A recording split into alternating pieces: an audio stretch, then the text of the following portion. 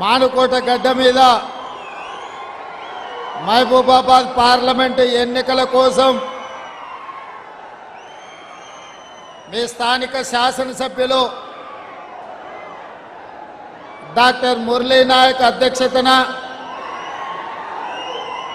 మీ parliament పర్యవేక్షక బాధ్యులు పెద్దలు తుమ్మల నాగేశ్వరరావు గారి పర్యవేక్షణలో ఈ సమావేశాన్ని ఏర్పాటు చేసి ఈ మానుకోట కాంగ్రెస్ పార్టీకి కంచుకోట నిరూపించిన మీకు అందరికీ మనస్ఫూర్తిగా ధన్యవాదాలు. ఈ సమావేశంలో మిత్రులు పొంగులేటి శ్రీనివాసరెడ్డి గారు, ఏఐసిసి సెక్రటరీ రోహిత్ చౌదరి గారు, ఖమ్మం మహబూబాబాద్ జిల్లాలకు సంబంధించిన కాంగ్రెస్ పార్టీ నాయకులు, శాసనసభ్యులు, జిల్లా పార్టీ నాయకులు, మండల పార్టీ నాయకులు, గ్రామ శాఖ అధ్యక్షులు, ఈ ప్రాంత కాంగ్రెస్ పార్టీ కుటుంబ సభ్యులందరికీ మనస్ఫూర్తిగా నమస్కారాలు, అభినందనలు. మిత్రులారా, ఈరోజు ఇక్కడికి వచ్చి మిమ్మల్ని చూసిన తర్వాత మానుకోట ఎప్పటికీ కాంగ్రెస్ పార్టీకి కంచుకోట అని చెప్పి ఈరోజు మీరు నిరూపించను.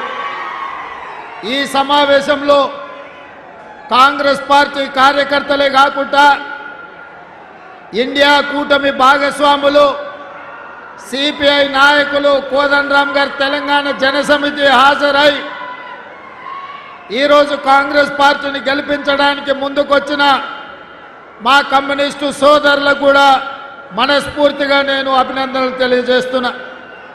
మిత్రులారా, నిన్న మొన్న కార్యక్రమాల ఒత్తిడి వల్ల, కొన్ని పార్టీల నిర్ణయాల వల్ల సిపిఎం, సిపిఐ, తెలంగాణ జనసమితి నాయకులతో మాట్లాడి ఎన్నికల్లో వారి సంపూర్ణమైన మద్దతు తీసుకోవడానికి ఆలస్యమైంది.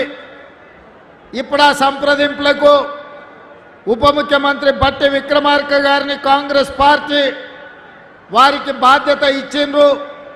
రాబోయే 2-3 రోజుల్లో మిత్రులు బట్టి విక్రమార్క గారు, నేను, కమ్యూనిస్టులను, కోదండరామ్ గారిని, ఇతర కలిసి వచ్చే ప్రజా సంఘాలతో చర్చించి రేపు జరగబోయే పార్లమెంట్ ఎన్నికలలో ప్రజాస్వామ్యాన్ని రక్షించడానికి, నరేంద్ర మోడీని, బీజేపీని ఓడించడానికి అన్ని శక్తులను కూడగట్టుకొని సర్వం ఒడ్డి రాబోయే పార్లమెంట్ ఎన్నికల్లో ఇండియా కూటమిని గెలిపించి జూన్ 4 నాడు ఫలితాలు సాధించి జూన్ 9 నాడు ఢిల్లీ ఎర్రకోటపై 3 రంగుల జెండాను ఎగరేసి మన నాయకుడు రాహుల్ గాంధీ గారు ప్రధానమంత్రిగా ప్రమాణ స్వీకారం చేయబోతున్నారు.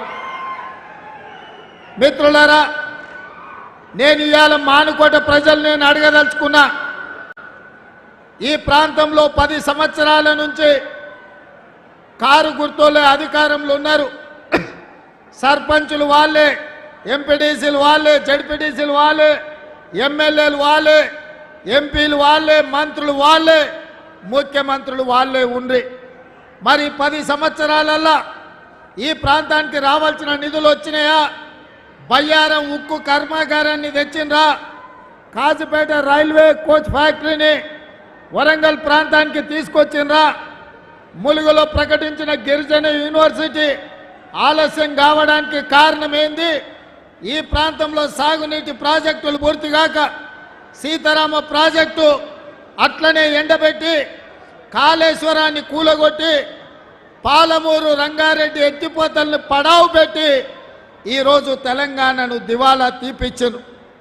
అందుకే మిత్రులారా, మొన్న జరిగిన డిసెంబర్లో ఎన్నికలలో కల్వకుంట్ల చంద్రశేఖరరావును, బీఆర్ఎస్ను బండకేసి కొట్టిండ్రు. 100 మీటర్ల గోతి తీసి పాతి పెట్టింది మీరే కదా. మరి ఇవాళ నేను అడుగుతున్నా, ఢిల్లీలో ఉండే మోడీ, గజ్వెల్ ఫామ్ హౌస్లో ఉండే కేడి, వీళ్ళిద్దరు తోడు దొంగలు వీళ్ళిద్దరు కలిసి గూడు పుటాని చేసి తోడు దొంగలే తెలంగాణ ప్రజల యొక్క హక్కులను కాలరాసి తెలంగాణకు తీరని అన్యాయం చేసింది. మరి తోడు దొంగలల్లా ఒక దొంగను బండకేసి కొట్టి రెండో దొంగను మీరు వదిలిపెడతారా అని నేను మిత్రులను అడగదలుచుకున్నా. ఇవాళ ఇక్కడున్న కేడీకి మద్దతు పలికింది మోడీ కదా. కాళేశ్వరంలో 1,00,000 కోట్లు దోసుకుంటుంటే పట్టుకొని కటకటాలు లెక్క పెట్టించాల్సిన నరేంద్ర మోడీ భారతీయ జనతా పార్టీ కేసీఆర్ ఇచ్చే కమిషన్లకు కక్కుర్తిపడి ఇవాళ కేసీఆర్ దోపిడీకి అనుమతి ఇచ్చాడు. అదేవిధంగా